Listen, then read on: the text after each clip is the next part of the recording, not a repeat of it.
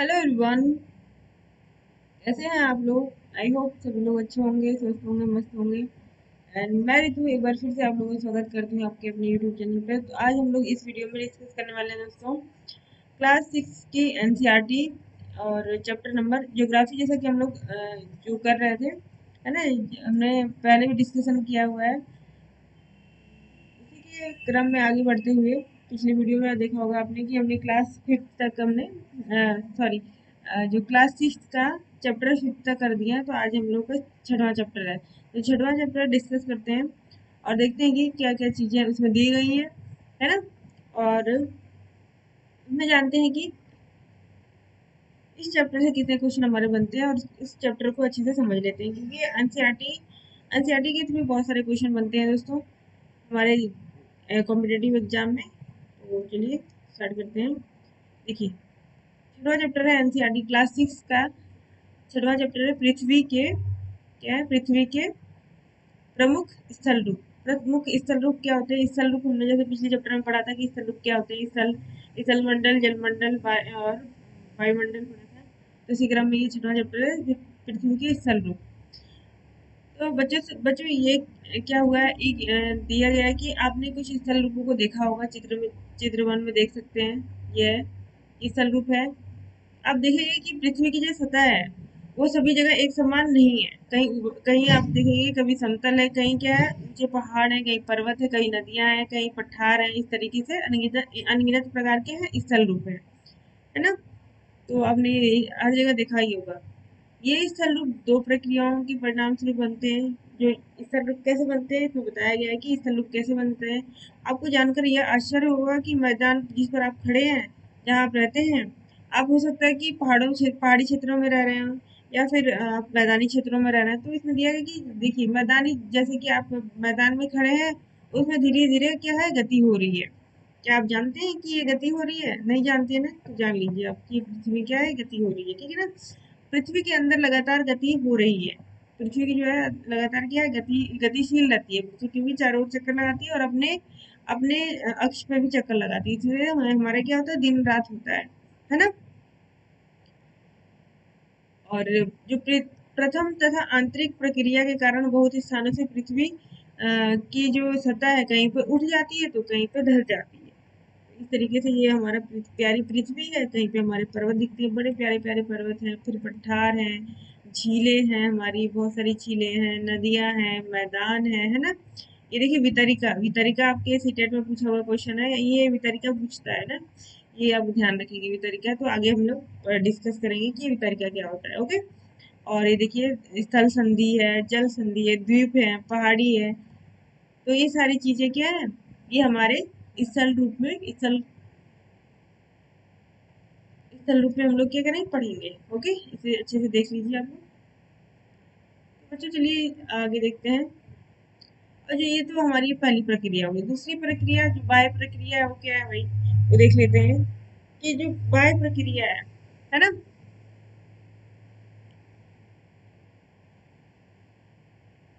जो बाह्य प्रक्रिया है उसके अंतर्गत क्या आता है, जो स्थल की लगातार बनने और टूटने की जो प्रक्रिया है उसे बाह्य प्रक्रिया कहते हैं। कि कभी स्थल क्या टूट जाता है, फिर कभी बन जाता है, इस प्रक्रिया को हम बाह्य प्रक्रिया कहते हैं। पृथ्वी की जो सतह है वो टूट कर क्या घिस जाती है, इसे अपरदन कहते हैं। जो पृथ्वी की सतह है वो टूटती रहती है। जैसे आपने पहाड़ देखा होगा, घिस मतलब घिस के टूटता रहता है, बारिश में देखा होगा, उसे ही क्या है, अपरदन कहा जाता है, ठीक है ना। अपरदन यानी कि किसी भी चीज का टूट के घिस जाना, उसको अपरदन कहा जाता है, ठीक है ना। अपरदन की प्रक्रिया,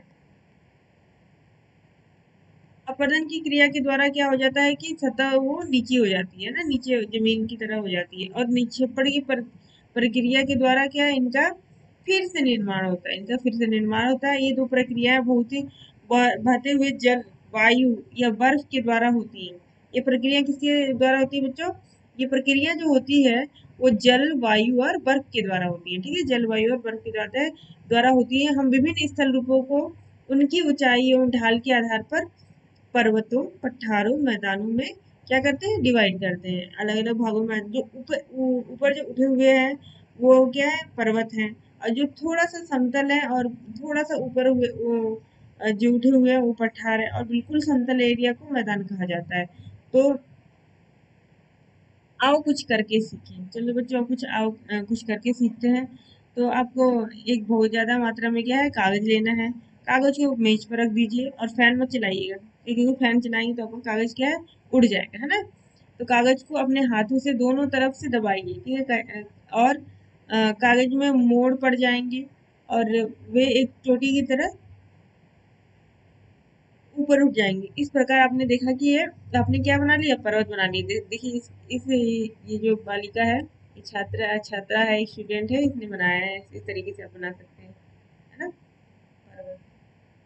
पर्वत पर्वत क्या होते हैं दोस्तों, पर्वत पढ़ते हैं हम लोग। पर्वत पर्वत क्या होते हैं बच्चों, जो पर्वत होता है पृथ्वी की सतह की प्राकृतिक ऊंचाई है। ये पृथ्वी की सतह की क्या है, प्राकृतिक ऊंचाई है। पर्वत का शिखर छोटा तथा आधार चौड़ा होता है। आधार यानी कि जो बेस होता है बच्चों, नीचे का जो बेस होता है वो चौड़ा होता है, और जो ऊपर का शिखर होता है वो छोटा होता है। यह आसपास के क्षेत्र में बहुत ऊंचा होता है, बहुत ऊंचा होता है ना। ऐसा आपने देखा होगा, अपने पर्वत देखा है कभी। ये देखिए प्लेन के बच्चों ने तो देखा नहीं होगा, लेकिन उन्होंने टीवी सीरियल में तो देखा ही होगा। देखिए ये पहाड़ हो गया, ठीक है ना। और कुछ पहाड़ बादलों से भी ऊंचे होते हैं। कुछ पहाड़ आपने देखा होगा कि बहुत ज्यादा ऊंचे है, जैसे कि हमारा एक माउंट एवरेस्ट है ना। इसकी ऊंचाई कितनी, 8,848 किलोमीटर, ठीक है ना, मीटर, सॉरी मीटर है, 8,848 मीटर। ओके। और जैसे जैसे आप ऊंचाई पर जाएंगे, वहां की जलवायु क्या हो जाती है, ठंडी ठंडी हो जाती है। तभी तो हम लोग क्या करते हैं, ज्यादातर लोग क्या है, गर्मियों में ठंडे इलाकों में जाना पसंद करते हैं, पर्वतों पे जाना पसंद करते हैं, क्योंकि वहाँ की जलवायु क्या होती है, ठंडा ठंडा होता है ना। कुछ पर्वतों पर हमेशा जमी रहने वाली बर्फ की नदियां होती हैं, आपने देखा होगा। जैसे कि उत्तराखंड के पहाड़ है, वहां पे जाएंगे आप, बद्रीनाथ केदारनाथ, वहां पे क्या है, वहां पे बर्फ की नदियां जमी रहती हैं गर्मियों में भी, है ना। और उनको क्या कहा जाता है, इसको ये हिमानी कहा जाता है, हिमानी कहा जाता है, ठीक है ना। हिमानी, हिमानी किसी लड़की का नाम नहीं है दोस्तों।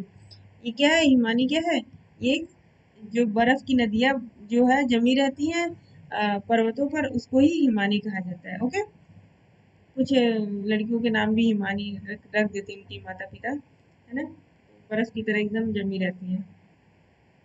ये जोक था। यहाँ कुछ ऐसे भी पर्वत हैं, यहाँ पे क्या है, कुछ ऐसे भी पर्वत है जो समुद्र के भीतर है, जो समुद्र के क्या है, भीतर है, और जिन्हें आप नहीं देख सकते हैं, ठीक है ना। कठोर, जैसे कि हमने क्या पढ़ा था उस दिन, हमने पिछले चैप्टर में पढ़ा था, मेरियाना गर्त, वो क्या है, पर्वत से भी ज्यादा ऊंची है, हमारे माउंट एवरेस्ट से भी ज्यादा क्या है, ऊंची है। ओके।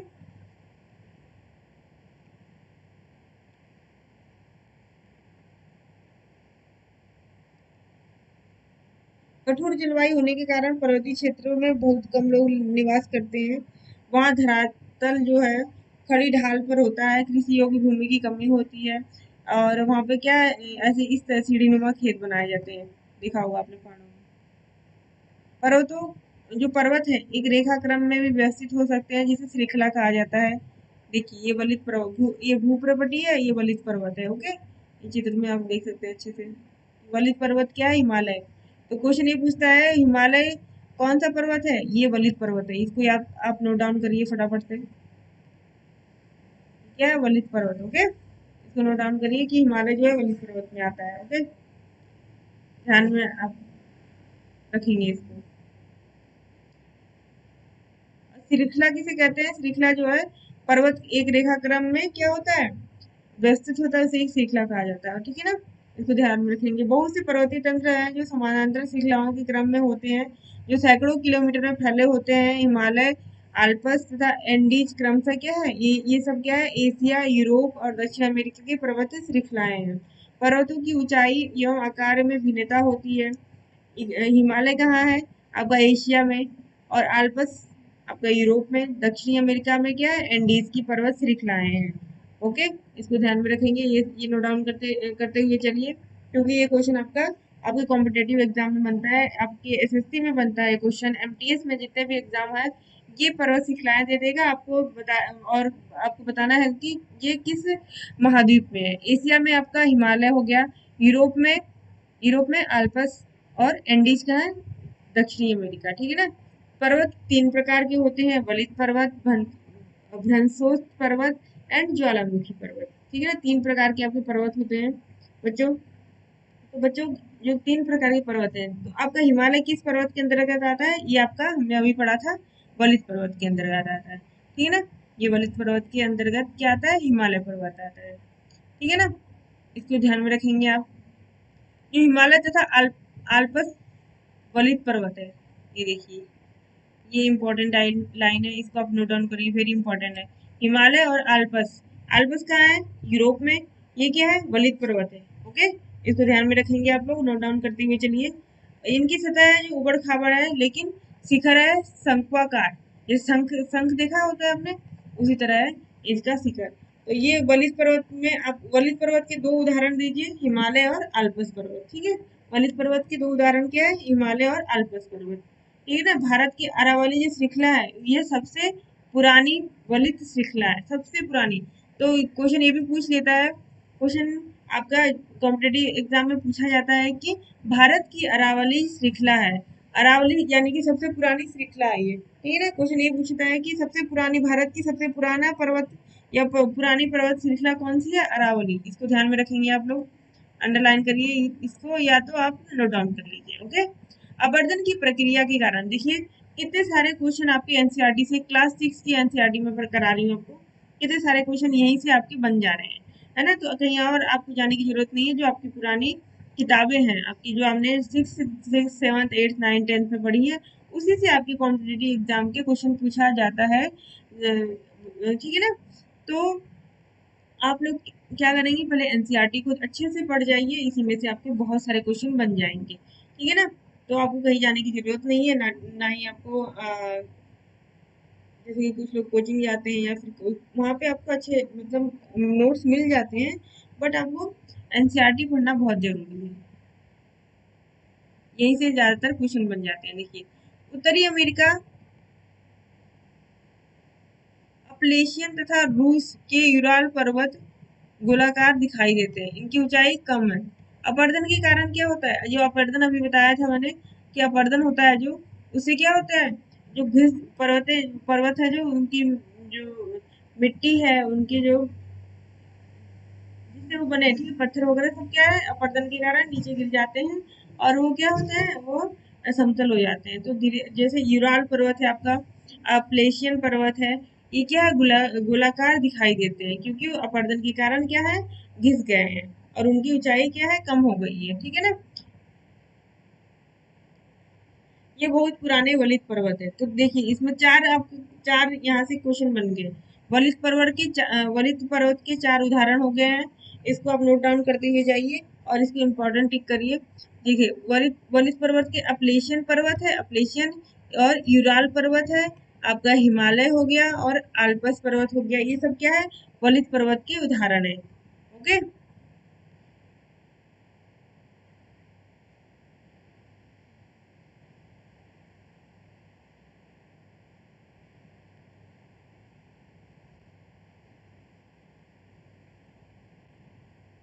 देखिए, जब बहुत बड़ा भाग टूट जाता है और ऊर्ध्वाधर रूप में विस्थापित जाता है, उसे ही भ्रंशोत पर्वत कहा जाता है। उसे भ्रंशोत का निर्माण होता है, भ्रंशोत पर्वत का निर्माण होता है।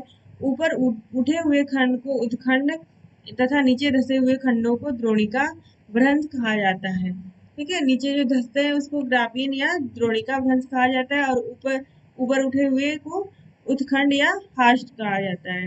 यूरोप की जो राइन घाटी है दोस्तों, यूरोप की जो राइन घाटी है, वह तथा वासजेब पर्वत इस तरह के पर्वत का उदाहरण है। तो भ्रंशोत पर्वत का उदाहरण आपको देने को आ जाएगा क्वेश्चन में कि भ्रंशोत पर्वत कौन कौन से हैं? जो यूरोप का राइन घाटी है, और वासजेब, ठीक है ना, वासजेस जो पर्वत है वो है भ्रंशोत पर्वत। ठीक है, एटलस में दिए गए विश्व के मानचित्र की स्थिति को देखिए तथा इस प्रकार की भू आकृतियों कुछ उदाहरण का पता लगाइए। ये आपको करना है कि आपको एटलस लेना है ना? आपके पास वर्ल्ड मैप तो होगा ही, वहाँ पे क्या करना है? भू आकृतियों को देखना है, और वहाँ इसका जो भ्रंशोत पर्वत है और वलिस पर्वत है, इसके उदाहरण को देखिए और आपने उसका पता लगाइए, है ना? इससे आपका क्या होगा? इससे आपको आसानी से याद भी रहेगा, और प्लस जल्दी भूलेगा भी नहीं, है ना? जैसे कि हम लोग क्या है, जल्दी जल्दी भूल जाते हैं ना, तो उसे आपको मानचित्र की सहायता से आप लोग करेंगे याद, तो अच्छे से क्या होगा, याद रहेगा, ज्यादा दिनों तक याद रहेगा। ज्वालामुखी पर्वत देखते हैं लास्ट में, 3 पर्वत हो गए, आपको 2 पर्वत हो गए हैं। तीसरा है ज्वालामुखी पर्वत। ज्वालामुखी पर्वत है वो ज्वालामुखी क्रियाओं के कारण होता है, ठीक है। और ये अफ्रीका का माउंट किलिमंजारो तथा जापान का फिजियामा इस तरह के पर्वतों के उदाहरण है। इस तरह के पर्वतों के कौन कौन से उदाहरण है दोस्तों, इसको लिखते हुए चलिए आप लोग।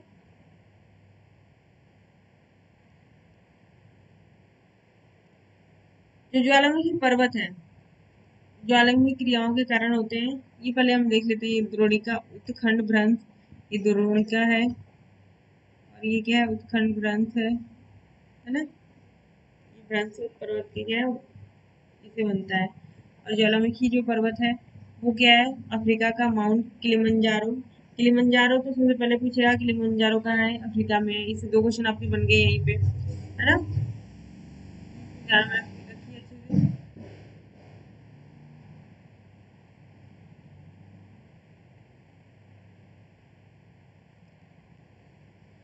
माउंट किलिमंजारो ये कहाँ का है, ये है अफ्रीका का। और फिजियामा जो है जापान का। ये सब क्या है, ये आपके किसके उदाहरण है, ये उदाहरण है आपके ज्वालामुखी पर्वत के। पर्वत बहुत लाभदायक होते हैं, पर्वत जल के संग्राहक संग्रहगार होते हैं। बहुत सी नदियों का स्रोत पर्वतों से होता है। और यहाँ पे हिमानियों में जो हिमानियाँ होती हैं उससे ही क्या निकलती है, नदियाँ हमारी निकलती हैं, उसी से हमें क्या है, हमें शुद्ध जल मिलता है। और इसी से बहुत सारे काम होते, नदियों से बहुत सारे काम होते हैं, सिंचाई का, है ना, अन्न पैदा करना, और सारे काम हमारे नदियों से ही होता है। तो बहुत सारे जो है जलाशय, जल को जो है लोगों तक पहुंचाया जाता है। पर्वतों के जल का उपयोग सिंचाई के लिए किया जाता है, पनबिजली भी किया जाता है ना। बिजली जैसे बांध बनाए गए हैं, नदियाँ नदियाँ जो आती हैं वहाँ पे बांध बना दिए जाते हैं, उससे हमारे क्या बिजली उत्पन्न होती है। पर्वतों से अलग अलग प्रकार की वनस्पतियां, जीव जंतु पाए जाते हैं। वनों से हमें ईंधन मिलता है, चारा मिलता है, आश्रय मिलता है, दूसरे उत्पाद जैसे गोंद, रेजिन, ये सारी चीजें क्या है, पर्वतों से पर्वतों से और पर्वतों में पाए जाने वाले जीव जंतुओं से, पेड़ पौधों से हमें प्राप्त होता है दोस्तों, है ना। ये सारी चीजें हैं। और हम पर्वतों पे बहुत सारी चीजें खेल खेल वगैरह भी कर सकते हैं, जैसे कि पैराग्लाइडिंग है, हैंग ग्लाइडिंग है, रिवर राफ्टिंग है ना। स्कीइंग पर्वतों पर प्रचलित खेल खेल है। और जैसे औली है, औली आपने उत्तराखंड में देख सुना होगा, वहाँ पे हम लोग क्या है, स्कीइंग करते हैं, है ना। बर्फ पे बर्फ पे क्या करते हैं, हॉकी, आइस आइस हॉकी खेलते हैं। तो ये सारी चीजें हम लोग क्या है पर्वतों पर क्या है, कर सकते हैं, ठीक है ना। विभिन्न विभिन्न प्रकार के खेलों का इसमें ये प्रकृति हमारे हमें बहुत काम आती है। ये देखिए आपको पर्वत, ज्वालामुखी पर्वत इस तरीके से होता है ज्वालामुखी। और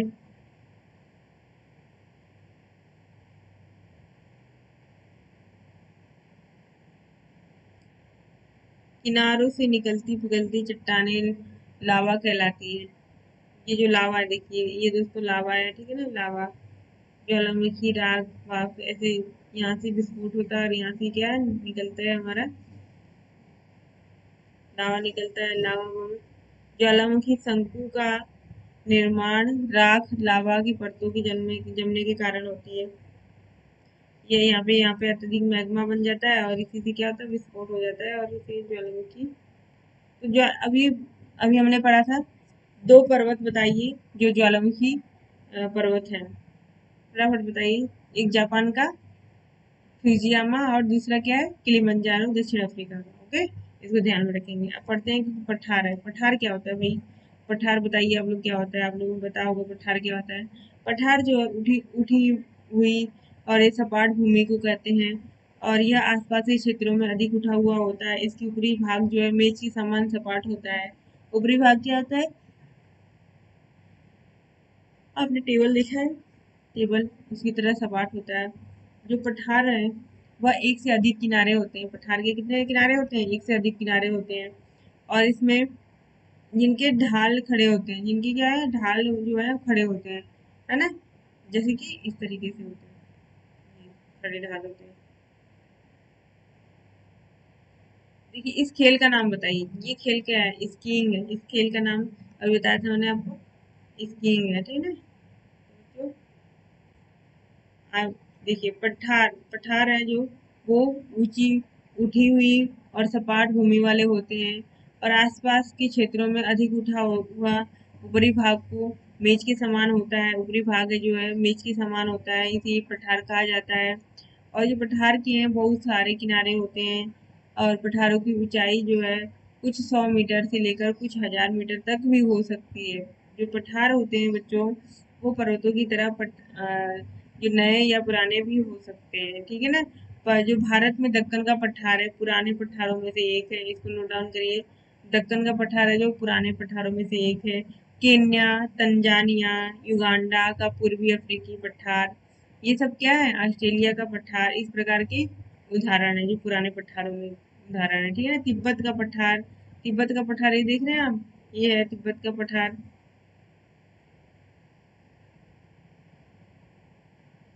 तिब्बत का पठार यह विश्व का सबसे ऊंचा, सबसे जो ऊंचा होता है ना दोस्तों, सबसे ऊंचा पठार है। कौन? तिब्बत का पठार। ओके, तिब्बत का पठार सबसे ऊंचा। अगर क्वेश्चन आ गया आपको कॉम्पिटेटिव एग्जाम में या किसी और एग्जाम में, अगर आप बच्चे हैं तब भी आप एनसीईआरटी पढ़ रहे हैं तब भी आपको कोई दिक्कत नहीं है, मतलब ये आपको पढ़ के ऐसा नहीं है कि यूजलेस है, ये यूजफुल है दोस्तों, है ना। तो इसमें आपके, अगर आपके जो एक्सरसाइज के क्वेश्चन है इसमें बनते हैं। ओके,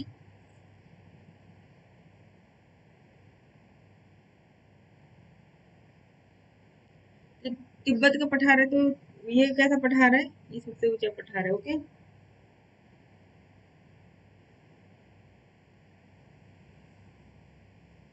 पठारों की ऊंचाई है दोस्तों, वो समुद्र तल से 4000 से 6000 मीटर तक ऊंचाई हो सकती है इसकी।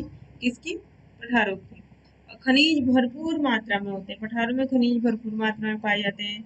यही कारण है कि बहुत से जो खनन क्षेत्र पठारी भागों में ही बनाए गए हैं। अफ्रीका का पठार सोना एवं हीरा के लिए प्रसिद्ध है। जो अफ्रीका है, अफ्रीका में ज्यादातर क्या है? सोना और हीरा के लिए प्रसिद्ध है वहाँ का पठार। भारत का छोटा नागपुर है, वहाँ पे लोहा, कोयला, मैग्नीज पाया जाता है।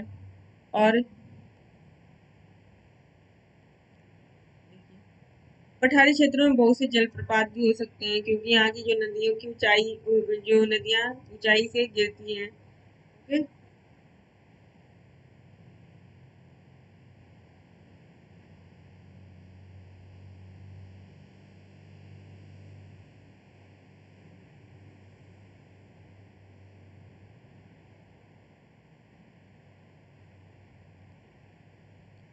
भारत में जो छोटा नागपुर है वहाँ पर क्या स्वर्णरेखा नदी पर हिंदू जलप्रपात है। कर्नाटक में जोग जलप्रपात है, इसको भी ध्यान में रखेंगे आप लोग। छोटा नागपुर में जो स्वर्णरेखा नदी है वहाँ पे कौन सा जलप्रपात है? हुंडरू जलप्रपात। ओके, इसको ध्यान में रखेंगे, इसको आप लोग नोट डाउन करिए। और मैं वही पूछने वाली हूँ आपसे। स्वर्णरेखा नदी पर हुंडरू जलप्रपात है। कर्नाटक में जोग जोग प्रपात है। कर्नाटक में कौन सा है? जोग प्रपात है। इस प्रकार जो है लावा जो है पठार में काली मिट्टी की प्रचुरता होती है। लावा जो है पठार में क्या है? काली मिट्टी जो काली मिट्टी होती है उसकी प्रचुरता होती है, मतलब बहुत ज्यादा मात्रा में पाया जाता है। और उपजाऊ उपजाऊ जिससे कि खेत क्या उपजाऊ हो जाते हैं और यह खेती के लिए बहुत अच्छी मानी जाती है। और बहुत सारे क्या है, बहुत सारे अच्छे अच्छे क्या है वहाँ पे घूमने वाले स्थान है। कहाँ? पठारों में, जहाँ पर पर्यटक बहुत क्या आकर्षित होते हैं। मैदानी, जो मैदान है, मैदान क्या होते हैं? मैदान भाई, मैदान तो आप जानते ही हैं। मैदान है,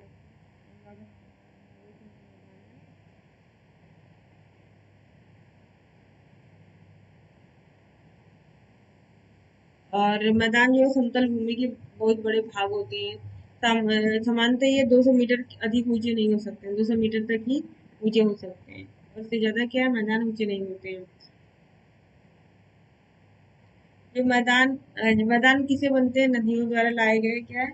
लाए गए मिट्टियों से, कंकड़ पत्थरों से क्या है नदियों, मैदानों का निर्माण होता है। नदियां जो है पर्वतों से ढालों पर नीचे की ओर बहती है और वो अपरदित कर देती है और इसी से क्या है मैदान बन जाते हैं। पत्थर अपने साथ ऊपर से क्या लेके आती है, पत्थर, बालू, रेत, सिल्ट, ये सारी चीजें लेके आती हैं और इन मैदानों पे क्या बिछा देती है, इसलिए बहुत बड़े बड़े मैदान बन जाते हैं। मैदान बहुत अधिक उपजाऊ होते हैं और यहाँ पर क्या होता है, जो परिवहन के साधनों का निर्माण आसानी से हो जाता है। और जो मैदान होता है, मैदान में विश्व की सबसे अधिक जनसंख्या यहीं पे निवास करती है, मैदानों में। एशिया में इस भारत में जो गंगा ब्रह्मपुत्र का मैदान है और चीन में यांगत्से नदी का मैदान है। चीन में यांगत्से नदी का जो है मैदान प्रमुख उदाहरण है किसके, मैदानों के। मैदान जो है मनुष्यों के लिए सबसे उपयोगी क्षेत्र होते हैं। यही यही यहाँ की जनसंख्या बहुत अधिक होती है क्योंकि मकान मकान बनाने के लिए, खेती के लिए समतल भूमि मिल जाती है और बहुत सारे यहाँ पे क्या है, संसाधन पाए जाते हैं मैदानों में। जो गंगा का मैदान है दोस्तों, वो देश में सबसे अधिक जनसंख्या वाला क्षेत्र है। हमारे देश में गंगा का जो मैदान है ना, वो क्या है, सबसे अधिक जनसंख्या वाला क्षेत्र है। इसल रूप का एवं लोग, इसल रूप और लोगों के बारे में पढ़ लेते हैं थोड़ा सा। ये देखिए मैदान है यहाँ पे, ये लोग क्या कर रहे हैं, अभी जून का सीजन है, जुलाई का सीजन है, तो यहाँ पे बुआई हो रही है। बुआई जानते हैं आप? नहीं, रोपाई हो रही है, सॉरी। यहाँ पे रोपाई हो रही है। बारिश के मौसम में क्या होता है, धान को रोपते हैं ना। यहाँ पे जो इसल रूप के लोग हैं, बहुत ही सरल जीवन व्यतीत करते हैं अपना।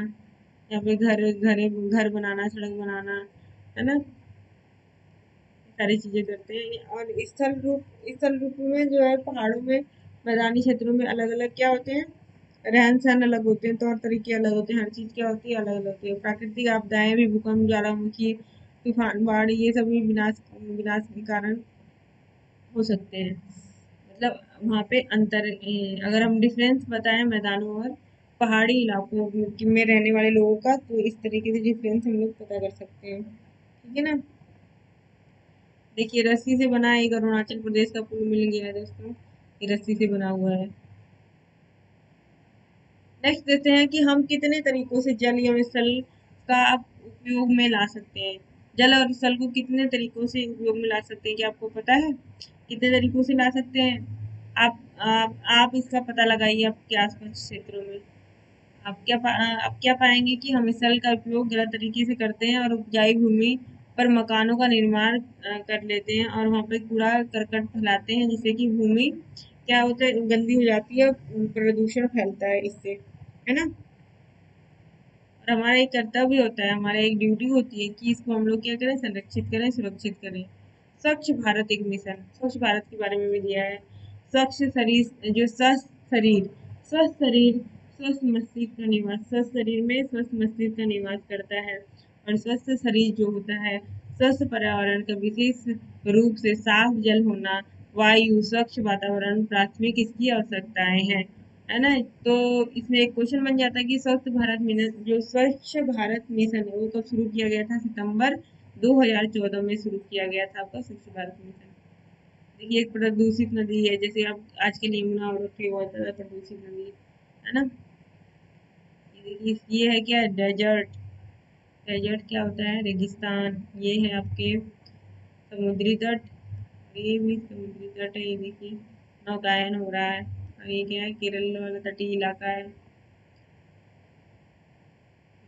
तरीके से ये पहाड़ है, ये सारे चित्र दिए हुए हैं। ये देखिए पहाड़ है, पहाड़ों में बुग्याल है।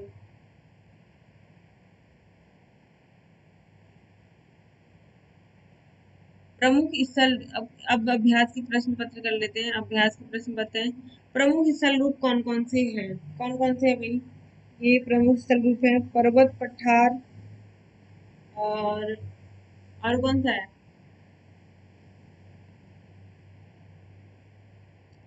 पर्वत होते हैं, पठार होते हैं, मैदान होते हैं, यही सब तो होते हैं आपके प्रमुख जो है स्थल स्थल के रूप होते हैं।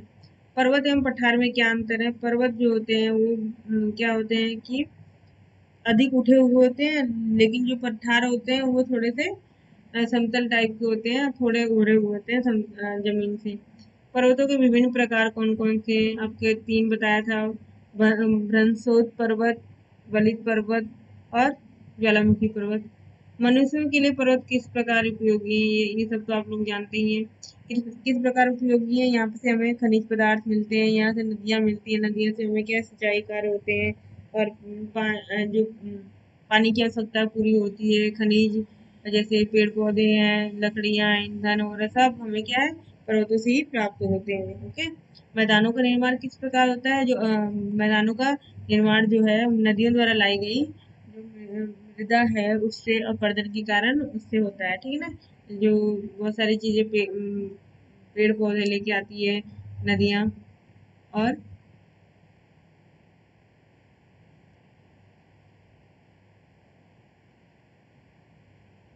क्या लेके आती है, जो मृदा अपरदन, जो भी मतलब ऊपर पर्वतों से नदियां जो है नीचे जमीन पे आती है, और उसको अपरदन के कारण ही क्या है, मैदान का निर्माण होता है।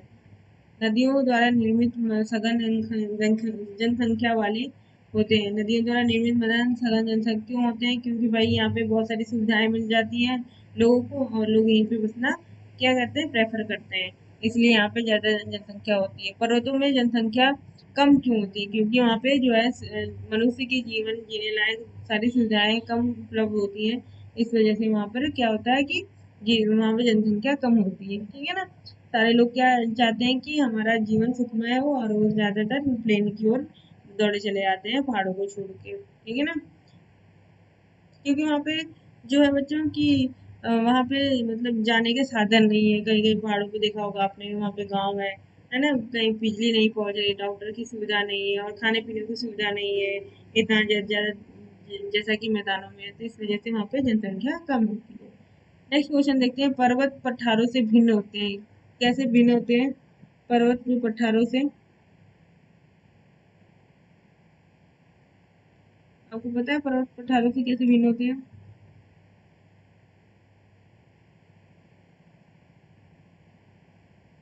ऊंचाई में भिन्न होते हैं। ठीक है ना, हिमानी कहाँ पाई जाती है, पर्वतों में पाई जाती है। दक्कन पठार कहाँ स्थित है, दक्कन का पठार कहाँ स्थित है, आपको भारत में स्थित है। यांगसे नदी कहाँ है, चाइना में यांगसे नदी है। यूरोप की एक महत्वपूर्ण श्रृंखला क्या है, यूरोप की महत्वपूर्ण श्रृंखला अल्पस है ना। एंडीज कहाँ की, दक्षिणी अमेरिका की। रॉकीज कहाँ की है, रॉकीज भी आपकी उधर ही की है। ठीक है ना, इसके बाद समतल भूमि वाले विस्तृत क्षेत्र को क्या कहते हैं, मैदान कहते हैं।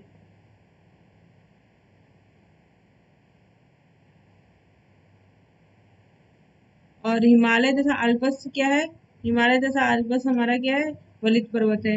डैश क्षेत्रों में खनिज की मात्रा होती है, पठारी क्षेत्रों में जो है क्षेत्रों में खनिजों की मात्रा अधिक होती है। डैश पर्वतीय श्रृंखलाओं पर्वतों का एक क्रम है, जो पर्वतीय जो श्रृंखलाएं है वो पर्वतों का एक क्रम है। ठीक है ना, और एक डैश कृषि क्षेत्र के लिए सबसे अधिक उत्पादक क्षेत्र माना जाता है, यहाँ पे मैदानी जो क्षेत्र है वो हो जाएगा इसका आंसर। यहीं पे आपका ये चैप्टर खत्म होता है, और आशा करती हूँ कि आपको ये वीडियो अच्छी लगी हो, और आपका इन पूरे डाउट्स जो है वो सारे क्या होते हैं, सारे आपके डाउट्स क्लियर हो गए होंगे ये सारे। और इसमें से बहुत सारे क्वेश्चन जो बन रहे हैं दोस्तों, उसको आप लोग क्या करेंगे, नोट डाउन कर सकते हैं। ठीक है ना, तो ये था हमारा पृथ्वी हमारा आवास का चैप्टर 6, जिसमें कि पृथ्वी के स्थल रूपों का जो है वर्णन किया गया था। ठीक है ना, तो चलिए वीडियो को यहीं पे एंड करते हैं, और मिलते हैं नेक्स्ट वीडियो नेक्स्ट चैप्टर में। ओके, 7 चैप्टर लेकर आएंगे, और उसको भी हम लोग क्या कर लेंगे, उसको भी कवर करते हुए आगे बढ़ेंगे। ओके, आज के लिए इतना ही, मिलते हैं नेक्स्ट सेशन में, तो गुड बाय।